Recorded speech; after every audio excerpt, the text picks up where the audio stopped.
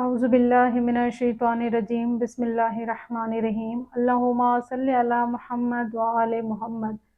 کچھ لوگ خانہ خدا کی زیارت کے لیے مکہ تشریف لے گئے اور وہاں پہ ایک شخص کو دیکھا کہ جو ہر مقام پہ ہر جگہ پہ جہاں پہ دوسرے لوگ مختلف عبادات اور مختلف دعائیں پڑھ رہے تھے، ایک شخص کو ان لوگوں نے دیکھا جو مسلسل ہر عبادت میں ہر جگہ پہ فقط محمد اور اس کی آل پہ درود پڑھتا تھا۔ ان لوگوں نے ایک مرتبہ اس شخص سے پوچھ لیا کہ کیا وجہ ہے کہ جہاں پہ دوسرے تمام لوگ مختلف دعائیں پڑھ رہے ہیں، عبادات کر رہے ہیں،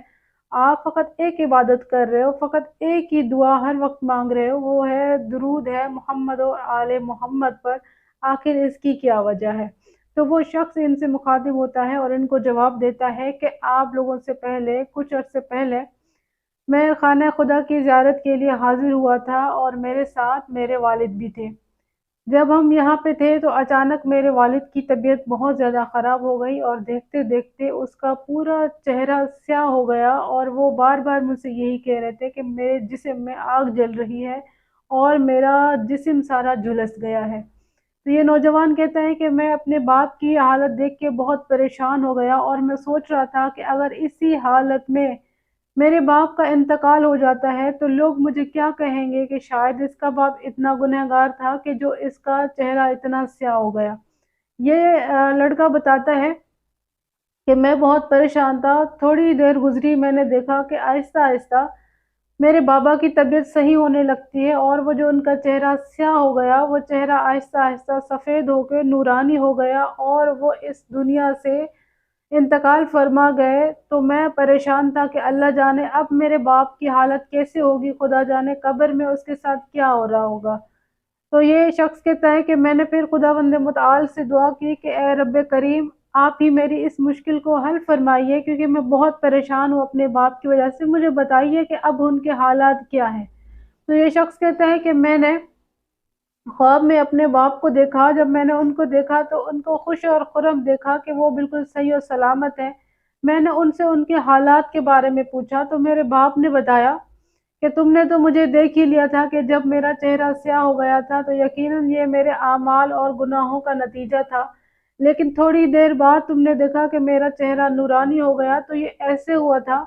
کہ جب میرا چہرہ سیاہ ہو گیا اور جب میرے جانے کا ٹائم آ گیا اور ملک الموت کو میں نے دیکھا تو وہ انتہائی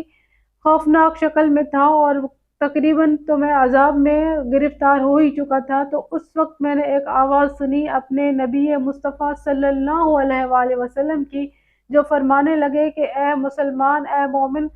ساری زندگی تم مجھ پر اور میری آل پر درود بھیجتے رہے ہو، لہٰذا اب ٹائم ہے کہ میں تمہاری مدد کروں اور میں تمہاری مدد کرنے کو آ گیا ہوں۔ یہ شخص کہتا ہے کہ جب میرے نبی مصطفیٰ صلی اللہ علیہ وآلہ وسلم آئے اور انہوں نے حکم دیا تو اس کے بعد مجھ سے سارے عذاب ختم ہو گئے اور میں ان کی بدولت، ان کی شفاعت کی وجہ سے اب بھی بہترین زندگی گزار رہا ہوں۔ اب بھی میرے قبر میں میری قبر کشادہ ہے اور میں خداوند متعال کی نعمات کو حاصل کرتا ہوں اور میں بہت سکون میں ہوں۔